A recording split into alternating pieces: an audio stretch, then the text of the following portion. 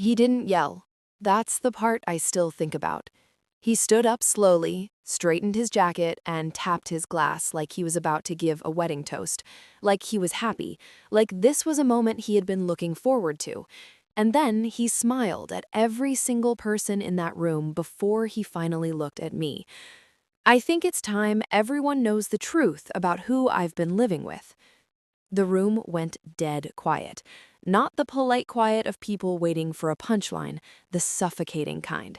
The kind where you can hear someone set down a fork 3 seats away, where you can feel 40 people holding their breath at the same time. I didn't move. I couldn't. My hands were flat on the tablecloth, and I pressed them down hard because they had started trembling, and I didn't want anyone to see that. My chest felt like something was sitting on it. The candles on the table, the good ones, the tall white ones I had picked out 2 days before, kept flickering even though no window was open. He had planned every single detail of this night. The seating, the guest list, the printed papers folded neatly beside his plate. I just didn't know it yet. And what he didn't know was that every single word he said that night was being recorded, not just by me. My name is Celeste. I'm 34 years old. I want to be honest with you from the start, because this story only works if you understand who I actually am. I'm not someone who commands attention when she walks into a room. I don't have a dramatic past or a powerful last name. I work as a hospital administrator. I manage budgets, staff schedules, vendor contracts, compliance paperwork. I'm the person who makes sure the back end of a building full of sick people doesn't fall apart at the seams. It's not glamorous. Nobody writes songs about it, but I'm good at it, really good, because I pay attention to details that other people overlook. I document everything. I have since my first week on the job. When I married into Daniel's family 6 years ago, I was not welcomed. I want to be precise about that word. Welcomed would have meant warmth, inclusion, an open door. What I got was tolerance. His mother smiled at me the way you smile at someone sitting in your favorite chair at a party, polite enough to get through the night. His sister never once got my name right, not a mispronunciation, just a casual indifference, like learning it correctly wasn't worth the effort. And Daniel, he loved me. I believe that, or I believed it for a long time. But Daniel also loved a very specific version of me, the quiet one, the grateful one, the one who handled everything behind the scenes and never asked to be acknowledged for it. For 6 years, I ran our household finances without a single missed payment. I kept his contracting business breathing during 2 years when the work nearly stopped entirely. I chased clients who owed him money. I sat at our kitchen table at 11 at night with a spreadsheet open while he slept soundly down the hall. I was never thanked for it, not once. I wasn't rich. I wasn't the wife they had pictured for him, but I kept records of absolutely everything. And that habit was about to save my life. Have you ever poured everything you had into someone, every bit of your energy, your loyalty, your late nights, and then watched them use it against you? If that landed somewhere deep, subscribe right now. Drop your story in the comments below. I read every single one. Click hype and let's keep going. The dinner was his idea from the beginning. Daniel had just closed the biggest contract of his career, a large-scale commercial renovation deal that would keep his crew working for the better part of a year. He wanted to celebrate. 40 guests, catered food, the expensive wine he only brought out when he wanted people to see him a certain way. He talked about that dinner for 3 weeks. He was excited in a way I hadn't seen from him in a while. What I didn't know was that there were 2 parties happening that night, the one the guests thought they were attending and the one Daniel had actually planned. I had spent 4 months helping him get that contract, 4 months of managing client emails because Daniel said he was too swamped on site to keep up with the back and forth, 4 months of drafting proposals, following up on unanswered messages, answering technical questions about timelines that I had to research myself because he hadn't briefed me. The client had started addressing emails directly to me by month 3. I didn't mention that to Daniel. I didn't want to make him feel small. I should have let him feel small. The evening started the way these things do. The house smelled incredible, slow-roasted herbs and warm bread, and something sweet underneath it all. People arrived in clusters, jackets coming off at the door, wine glasses filling up, the low hum of conversation spreading from room to room. I moved through it all in my green dress, refilling things, making introductions, smiling till my cheeks ached. Halfway through dinner, Daniel stood up again. I assumed it was another toast. He had already given one at the start of the meal, something warm and generous about gratitude and hard work. I had actually squeezed his hand under the table when he sat down again. I thought we were going to be okay. Then I heard his voice change. It wasn't dramatic, it wasn't loud. That was the thing that made it so disorienting. He just got quieter, slower, more deliberate. The way someone speaks when they've rehearsed what they're about to say and they want to make sure every word lands. I think it's time everyone knows the truth about who I've been living with. My stomach dropped before my brain caught up. He told them that I had been mismanaging our joint account, that money had been moved without his knowledge repeatedly over a long period, that he had tried to handle it privately, given me every chance to come clean, but the situation had gone too far to stay quiet about. Then he reached beside his plate and picked up the folded papers. Printed bank statements. He had cropped them, I would figure that out later, cut off the context that explained every single transaction.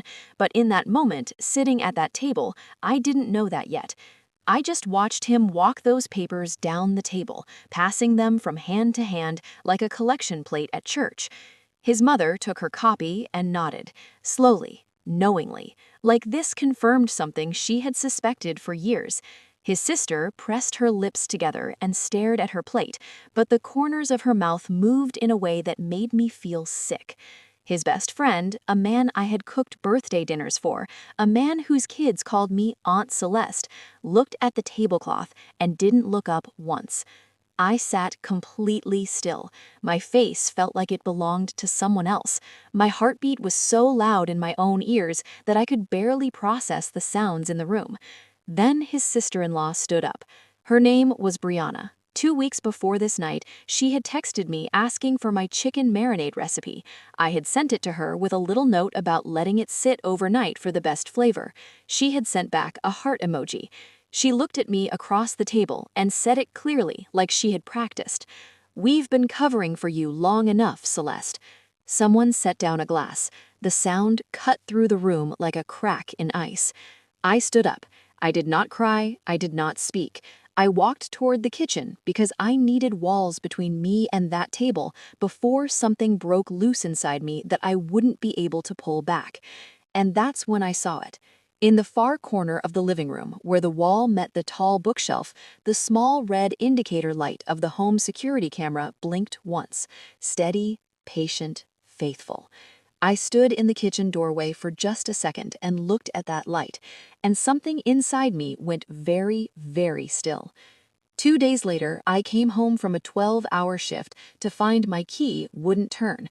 I stood on the front porch in my work clothes, bag on my shoulder, and tried the key twice, then a third time.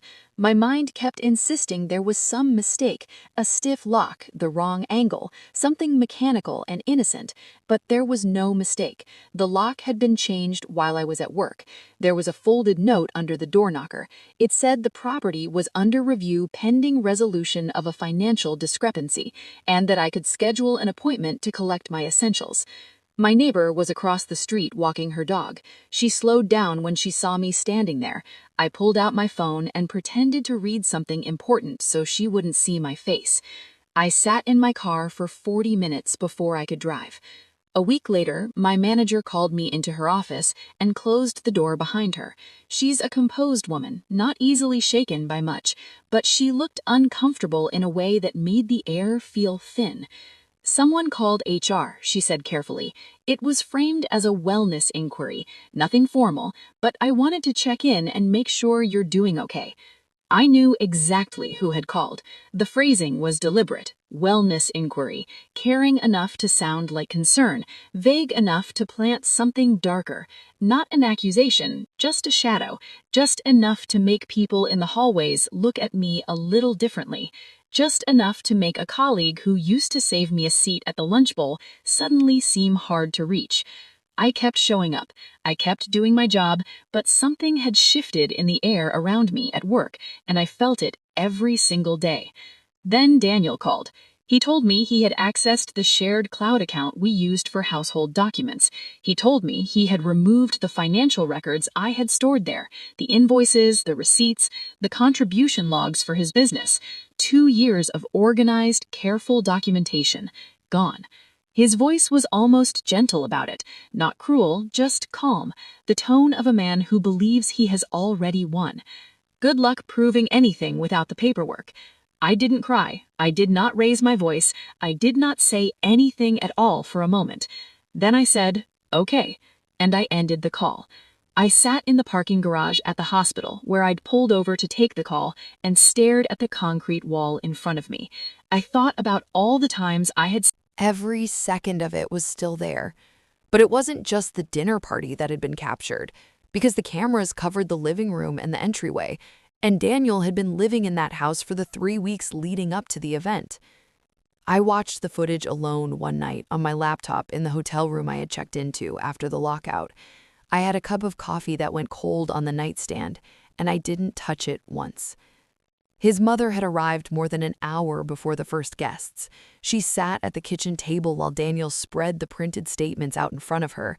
Her finger moved across the pages, pointing to specific lines. They talked for a long time. At one point, they both laughed. She patted his hand. It looked warm. It looked like a team.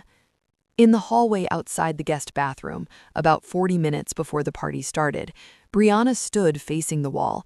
She said the line once. She shook her head slightly, like the delivery wasn't quite right. Then she adjusted her posture, squared her shoulders, and said it again. Cleaner, more wounded, more convincing. And then the clip I wasn't expecting. 3 days before the dinner, Daniel, in the living room, phone to his ear, relaxed, leaning against the fireplace mantel. The security panel's microphone, which activates on motion in that zone, had picked up the whole call. She won't see it coming, I'm telling you. She has no idea. A pause, then a laugh. Yeah, by next month, it's done. I watched that clip 4 times. He had deleted the cloud account. He thought he had erased the paper trail. He thought I was walking into that legal meeting with nothing but emotion and my word against his. What he didn't know was that I had never kept the real evidence anywhere he could touch. I closed the laptop. I sat in the quiet of that hotel room, and I let myself feel the weight of all of it, the betrayal, the humiliation, the loneliness of sleeping in a strange bed while someone dismantled the life I had built. I let myself feel it fully. And then I picked up my phone and called Gerald Holt.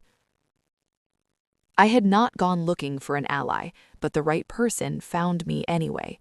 Gerald Holt was the attorney Daniel's late father had relied on for nearly 30 years, semi-retired now, operating out of a small downtown office that smelled like old wood and printer ink, the kind of office where the clock on the wall was louder than anything else in the room.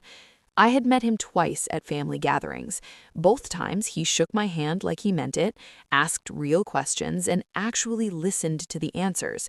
He was one of maybe 3 people connected to that family who had ever made me feel like a person instead of a fixture. I called him on a Tuesday morning from a corner table at a coffee shop near the hospital. I told him I needed advice. He told me to come in that afternoon. I brought the laptop and the hard drive. I didn't say much while the footage played.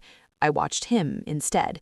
His expression stayed level through the dinner party recording, controlled in the way of someone who has spent decades managing his reactions professionally. But when the clip of Daniel on the phone came through the speakers, something shifted behind his eyes. He watched it a second time. Then he sat back slowly in his chair. The clock on the wall ticked. "I've known this family for 30 years, he said finally. What I just watched doesn't surprise me, but it disappoints me in ways I don't quite have the words for. He agreed to represent me. He told me to go dark. No social media, no calls to mutual friends, no responses to anything Daniel or his family sent. He said, let them believe they've already won. Arrogant people make mistakes. We're going to give him the space to make his. Daniel used that space beautifully. He began making the rounds with mutual friends, playing the role of a patient, heartbroken husband. He said I was going through something. He said he had tried everything. He said it with the right amount of sadness in his voice, not too much, just enough to seem credible. People believed him. Why wouldn't they? He was charming, he was consistent, and I was completely silent. His mother started making comments at family events about the house, how it had always been meant to stay in the family, how these things had a way of working themselves out. Brianna posted something online, vague and targeted, about protecting your energy from people who take more than they give. I saw it. I said nothing. But here's what was happening underneath all of that silence. Gerald was building something methodical and airtight, and Daniel was getting comfortable. He was so certain he had gutted my case that he stopped being careful. That was the mistake I had been waiting for. The meeting was set for a Thursday morning at a neutral attorney's office in the city. I arrived 10 minutes early. The building lobby was all marble and recirculated air, and the particular silence of a place where significant things happen behind closed doors. I sat in a chair near the window and watched the street outside, and made myself breathe slowly. Daniel came in with his attorney, a man in an expensive suit, who walked like someone who rarely lost. His mother was right behind them. She hadn't been invited. Gerald noted that with a glance in my direction and said nothing. He simply had an assistant bring in an extra chair and placed it on their side of the table. The room smelled like coffee from a machine down the hall, and something faintly chemical, carpet cleaner, maybe. The overhead lights hummed. A small clock on the credenza marked each second with a sound that felt bigger than it should have in all that quiet. Daniel looked at me once when he sat down. I looked back. I kept my face completely neutral. I had practiced that in the mirror of my hotel bathroom at 6 that morning. His attorney opened the meeting with confidence, presenting the cropped bank statements, building the case for financial misconduct with the smooth momentum of someone who had rehearsed the argument thoroughly. He spoke for almost 10 minutes without pausing. Daniel sat with his arms loosely folded, the posture of a man who already knew how this was going to end. Gerald let him finish entirely. He didn't interrupt once.